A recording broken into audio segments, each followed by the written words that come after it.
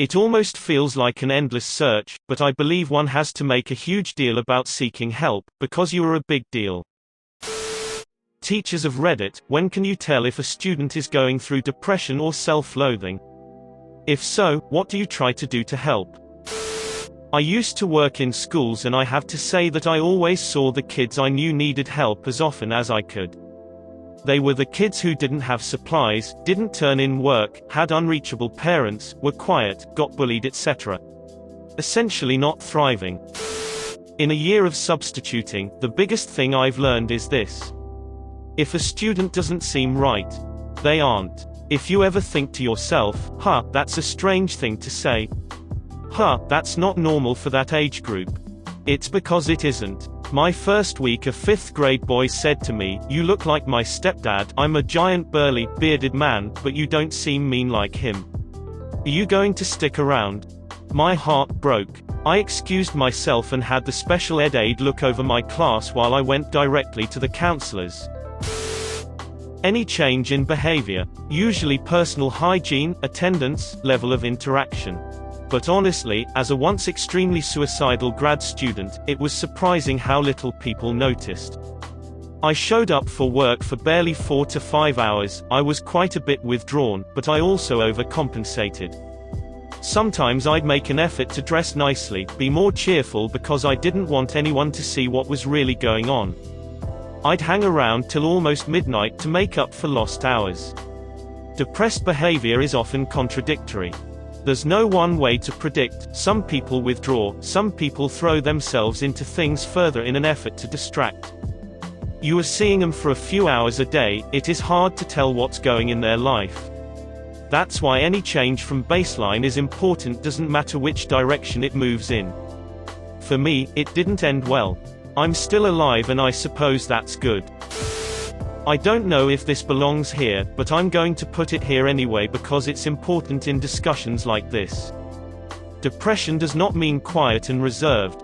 It can mean a variety of symptoms. When I was dealing with depression, I became more outgoing and loud, cracking jokes and trying to get people to talk to me. And, whenever someone shut me down, I took it harder than the average extrovert. I'm extremely introverted. Saying, "Look for the quiet kid," isn't always helpful. I personally had a 2-year period of depression that wasn't characterized by isolation. While depression can certainly manifest as quietness, keeping that narrow-mindedness is hurting the people who are suffering but trying to keep a brave face. This will probably get buried, but I was actually dealing with this today. I have had a freshman, 15 years old, in my class all year that is super quiet and withdrawn most of the time, but occasionally will contribute the most insightful, well-thought-out, knowledgeable responses in class. He clearly understands the content, but spends 75% of the class sleeping or tuning out. Early on, I noticed that he was clearly bright but not engaging, so I continued to check in with him. He mostly stayed withdrawn, and when I asked him what was going on, he would just shrug. I reached out to home and received no response, and continued checking in with him one-on-one, getting the same shrug. This past week there were parent-teacher conferences, and he came in by himself, which a lot of kids end up doing due to parent work schedules. We chatted again, and when I asked him how he was doing, he said, "Well, you remember what it was like to be 15, which was the most detailed response I had gotten from him. I told him I had and shared that I had gone through some pretty severed anxiety and depression and didn't receive help until my 20s, and that I wish I had reached out sooner. I then shared with him that we have counseling services on our campus and asked if he wanted me to make an appointment for him, and he said okay, which honestly feels like a huge victory.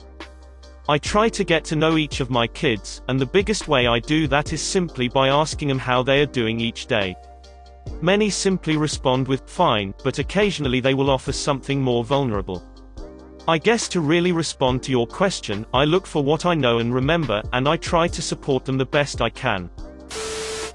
I've been teaching high school for 13 years. In that time, we've lost about a student a year on average, and about half of those have been suicides. After one particularly impactful student's passing, I made it my personal mission to form a personal connection with every one of my students. You can tell a student is going through depression or self-loathing the same way you're able to tell when a friend of yours is going through those same feelings. Students are people after all. Oftentimes, attendance drops, attention to self-care tapers off, and they start to withdraw. They'll stop raising their hand and doing their assignments and sleep through class more and more. When that happens, I try to pull kids aside and say, "Hey, I've noticed that you seem like you're going through something. You're not alone. I'm here for you and I care about you." Some kids will deny anything is going on, some will burst into tears and reach out for a hug, some will set an appointment to come in and talk later. I also let them know about the support groups we have on campus and ask if they're interested. Sometimes I call home, sometimes I don't. I feel out the situation and decide from there. I'll also try to put that student in a group with my more mature students. Not the overly positive ones, but the most level-headed, just so that there's some consistency in their life. Most importantly, I try to say every single one of my students' names every day in a positive way. I want to talk to every single kid every single period, even if it's just a, "Hey, I love your new shoes." I pay special attention to the kids I know are going through something. It's a delicate balance. I want them to know that I am paying special attention to them, but I don't want everyone else to know that I'm doing anything different. So acknowledging all kids this way allows me to spend just a minute or two longer with the ones who really need it without them getting labeled as teachers' pets. This part of my job is by far the hardest. I wish I could unburden my kiddos. My general ed psychology professor is some fancy head of the psychology department in our school. She handed around flyers, papers to our college's student health center, and spent about 30 minutes talking to all approximately 100 of us in our huge lecture hall about mental health. She mentioned the procedures, such as how it's basically like asking for advice, and it's not a scary place. She mentioned how, when you get sick, you don't say you're diseased. When you break your finger, you don't call yourself disabled. When you go to your doctor for a checkup, you're not always sick, sometimes you're just getting checked in. She mentioned how seeking mental help, or seeking mental evaluation, can both just be that, mental checkups for yourself. And, for those who felt guilty about their mental illness, it doesn't mean to negatively generalize your whole self as negatively ill or broken. She basically made everyone feel human, and sometimes our brain, head, or body gets sick sometimes. She kept mentioning how our college's mental health services are all free if you're a student. And how everyone in that room qualifies for it. She asked everyone, who's interested in going, and who plans to go, and few students raised their hands in relief. I was already debating to go because of my mental struggles, but hesitated every time I passed by that student health area for about a year. The paper she gave us mentioned how we can call or just walk in. The paper even mentioned how it doesn't have to be about stress, just about how to help shape us for healthier mental lives. It mentioned confidentiality, and a place where one doesn't have to feel ashamed of their illness or struggles. This happened about a week ago, so I'm still a little emotional by writing this, so my words might be a little everywhere.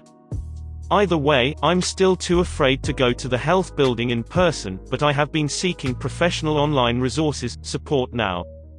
It's a small step, and I know people have to push themselves to get better, like still getting a shot, despite being afraid, but just hearing this professor open arms and remove some fears really relieved some doubts and fear about seeking help.